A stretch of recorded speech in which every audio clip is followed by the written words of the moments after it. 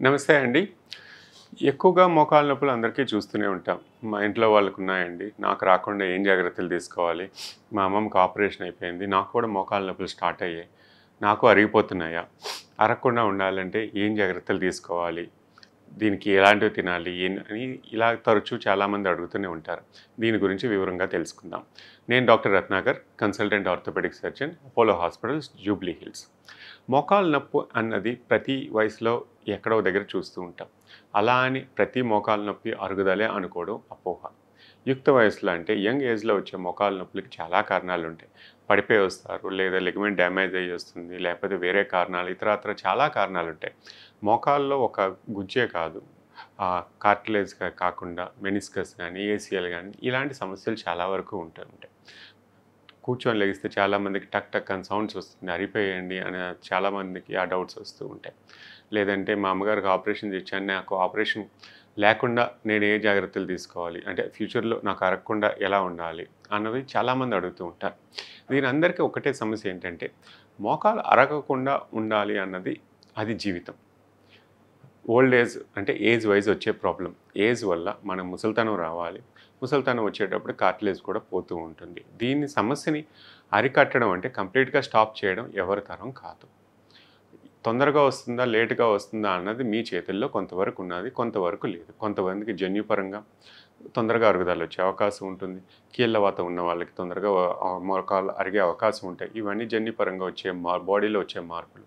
లేదా ఇంతకుముందు ఏదైనా ఫ్రాక్చర్ అయింది, నాకు బోన్ కరెక్ట్‌గా అతకలేదు, దానివల్ల కుంటుతున్నాను. ఈ కుంటడం వల్ల ఎక్కువ ఫోర్సెస్ మోకాళ్ళ మీద పడి తొందరగా వచ్చే అవకాశం కూడా ఉన్నది. లేదా టిబియా ఫ్రాక్చర్స్ అంటే మోకాలు చుట్టూ ఉన్న ఫ్రాక్చర్లలో ఏదైనా జరిగినప్పుడు, జాయింట్ డిస్టర్బ్ అయినప్పుడు కూడా మోకాలు అరుగుదల తొందరగా చూస్తూ ఉంటాం. నార్మల్ మనుషులకి అంటే నార్మల్గా ఏంటే ఇబ్బందులు లేకుండా ఉన్న వాళ్ళకి కూడా మోకాలు నొప్పులు ఎందుకు తొందరగా వస్తున్నాయి అంటే మారుతున్న లైఫ్ స్టైల్స్ అనుకో, ఈ జీవనశైలి. చాలామంది ఎక్సర్సైజెస్ లేవు, హౌస్ బౌండ్ అయిపోయాం, నడక అన్నది చాలా తగ్గిపోయింది. మనం పూర్వీకులను చూసుకున్నామంటే వాళ్ళు మోకాలు సమస్యలు చాలా తక్కువ. ఈ 70-80 కన్నా కింద కూర్చొని లేచే మంచిగా పని చేసుకుంటూ ఉండేవారు. కింద కూర్చునే అలవాటు వాళ్ళకున్నది. ఇప్పుడు ఉన్న లైఫ్ స్టైల్స్‌కి కింద కూర్చునే అలవాటు ఎవరికీ లేదు. లైక్ డైనింగ్ టేబుల్స్ వచ్చిన తర్వాత, వెస్టర్న్ కమోడ్స్ వచ్చిన తర్వాత కింద కూర్చునే అలవాటు ఎవరికీ లేదు. ఈ సమస్య నేను కింద కూర్చోవాలనుకుంటున్నానండి, సడన్‌గా వాళ్ళు రియలైజ్ అయ్యి 40 తర్వాత నాకు ఫ్లెక్సిబిలిటీ తగ్గిపోతుందా, నేను కింద కూర్చోలేకపోతున్నానంటే వయసు పరంగా మీ ఫ్లెక్సిబిలిటీ తగ్గుతూ ఉంటుంది. అలవాటు లేని పనులు మళ్ళీ సడన్‌గా చేయాలి అనంటే బాడీ సహకరించదు. సో కింద కూర్చొని లేవకపోవడానికి చాలా కారణాలు ఉంటాయి. ఇదొక్కటే కాదు. సో మోకాలు అరగకుండా ఉండాలి అనంటే యాక్టివిటీ, అంటే యాక్టివ్‌గా ఉండాలి, వెయిట్ కంట్రోల్‌లో ఉండాలి, ప్రాపర్ డైట్ ఉండాలి.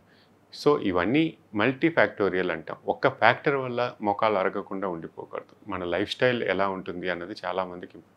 వెయిట్ పెరిగితే మోకాళ్ళ మీద లోడ్ పడుతుంది, తొందరగా ఎక్కువగా అరిగే అవకాశం ఉంటుంది. చాలామందిని చూస్తూ ఉంటాం, మీరు వెయిట్ తగ్గితే మోకాలు సమస్య కూడా తగ్గుతుందని చాలా డాక్టర్లు కూడా సలహాలు ఇస్తూ ఉంటారు. వెయిట్ తగ్గాలి అంటే వీళ్ళు నడవాలి, నడవాలి అంటే మోకాలు నొప్పులు ఉండకూడదు. సో ఇది ఒక సైకిల్. దీన్ని ఎక్కడ బ్రేక్ చేయడం అన్నది చాలా కష్టంగా జరుగుతూ ఉంటుంది. దీన్ని బ్రేక్ చేయడం కూడా సులభం కాదు. ఎందుకంటే నడవాలి అంటే వాళ్ళకి నొప్పులు ఉండకూడదు, నొప్పులు లేకుండా ఉండాలి అని అంటే టాబ్లెట్లు కానీ దేని మీదనే డిపెండ్ అవ్వాలి. ఇలా అని వెయిట్ ఇంకా పెరిగే అవకాశం ఉందే తప్ప తగ్గే అవకాశం చాలామందికి లేదు. చిన్న వయసులో ఉన్న వాళ్ళకైతే ఆప్షన్స్ ఏమంటే బెరియాట్రిక్ సర్జరీ కానీ దీన్ని కానీ తగ్గించుకోండి అనే సమస్య. ఖచ్చితంగా మీరు వెయిట్ తగ్గితే 50% లోడ్ బోన్ మీద తగ్గినట్టే, జాయింట్ మీద. దానివల్ల మోకాలు నొప్పి తగ్గుతూ ఉంటుంది. సో వెయిట్ని కంట్రోల్ చేసుకొని యాక్టివిటీ తగ్గకుండా ఎక్కువగా నడవటం వల్ల ఆరోగ్యంగా ఉంటారే తప్ప చాలామంది ఈ అపోహతోడు వస్తారు. నేను ఎక్కువ నడిస్తే మోకాలు అరిగిపోతాయి కదండి, నడవటం తగ్గించేశాను అంటారు.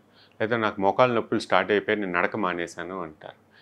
మోకాలు నొప్పులు వచ్చినంత మాత్రాన నడక మానేస్తే మాత్రం మోకాళ్ళు అక్కడ ఆగిపోవు, ఇంకా ఎక్కువ అరుగుతాయి. చాలామందికి ఈ సమస్య నడవకపోవడం వల్లే ఎక్కువ తీవ్రత పెరిగిందే తప్ప నడిచి కాదు. నడిస్తేనే ఆరోగ్యం, అది గుర్తుపెట్టుకోండి. నడిస్తేనే బోన్లో ఉన్న కాల్షియం గట్టిపడుతుంది, బోన్ మూమెంట్ ఉంటుంది, బోన్ స్ట్రాంగ్గా ఉంటుంది, కండరాలు బలహీనంగా లేకుండా ఉంటుంది, బ్లడ్ సర్క్యులేషన్ ఉంటుంది. ఏ సమస్య తగ్గినా కూడా కార్టిలేజ్ కానీ ఇవన్నీ మృదువైపోయి ఇంకా తొందరగా అరిగే అవకాశం ఉందే తప్ప మీరు ఇన్యాక్టివిటీ వల్ల పెంచుకునే యాక్టివిటీ ఈ ప్రాబ్లం. యాక్టివ్గా ఉండటం, సరైన ఆహారం తీసుకోవడం, యాక్టివిటీ లేకుండా ఉండటం వల్ల కూడా చాలా ఎక్కువ సమస్యలు ఇదొక్కటి మోకాళ్ళే కాదు అన్ని సమస్యలు తలెత్తుతూ ఉంటాయి. సో దీనికి కారణం ఏంటంటే ఏదో నేను మంచి డైట్ తీసుకుంటున్నాను లేకపోతే ఇవి తీసుకుంటున్నాను నాకు మోకాలు అరగదు అనేది సమస్య కాదు. ఈ యాక్టివిటీ ఒక సైకిల్ అనమాట. యాక్టివిటీ ఉండాలి, ఆరోగ్యంగా ఉండాలి, తర్వాత మంచి ఆహారం తీసుకోవాలి, సెడెంటరీ లైఫ్ స్టైల్ వదిలేయాలి. ఇది చాలా ఇంపార్టెంట్. మోకాళ్ళ నొప్పులు నాకు రాకుండా ఉండాలి అని అంటే. కింద కూర్చుంటే నాకు మోకాళ్ళ నొప్పులు వస్తాయి అంటే ఒక వయసు వచ్చిన తర్వాత, అంటే నొప్పులు మొదలయ్యాయి, నాకు తీవ్రంగా ఉంది, నేను పూజ చేసుకోవడానికి కష్టంగా ఉంది, కింద కూర్చుంటున్నాను అన్న వాళ్ళకి వద్దని చెప్తాం. ఎందుకంటే ఒక స్టేజ్ అరిగిన తర్వాత ఇంకా ఇలాంటి పనులు చేస్తే మోకాళ్ళ మీద ఫోర్స్ ఎక్కువ పడి అరుగుదల ఎక్కువ ఉంటుంది కాబట్టి మెట్లు ఎక్కడం కానీ క్రాస్ లెగ్గింగ్ కింద కూర్చొని లేవద్దు అని ఒక వయసు వారికే చెప్తాను తప్ప అందరికీ కాదు. మీకు ఫ్లెక్సిబిలిటీ ఉన్నది, నేను కూర్చోగలను అని అన్నప్పుడు సులువుగా లేవగలను అన్న వాళ్ళకి ఏ ఇబ్బంది లేదు. నేను కష్టపడి కింద కూర్చుని పోతాను కానీ లేచేటప్పుడు సపోర్ట్ తీసుకుంటాను లేదా పాకుతూ లేస్తాను అన్నది మాత్రం మంచిది కాదు. ఎందుకంటే మోకాళ్ళు ఒకటే కాదు సమస్య, మీ కండరాల వల్ల నడుము మీద కూడా భారం పడుతూ ఉంటుంది, పడిపోయే అవకాశం ఉంటుంది. ఇలాంటివి జరగకూడదని ఒక స్టేజ్ తర్వాత నొప్పులు వచ్చిన తర్వాత ఇచ్చే సలహా ఏంటంటే కింద కూర్చోవద్దు, మెట్లు ఎక్కవద్దు అంతే తప్ప నేను సులువుగానే చేసుకుంటున్నాను నాకు ఇబ్బంది లేదు అన్నప్పుడు ఎవరిని అడ్డం చెప్పం. సో నడక అన్నది మెయిన్ ఇంపార్టెంట్. నడక తగ్గితే సమస్యలు పెరుగుతాయే తప్ప సమస్యలు తగ్గేవి కాదు.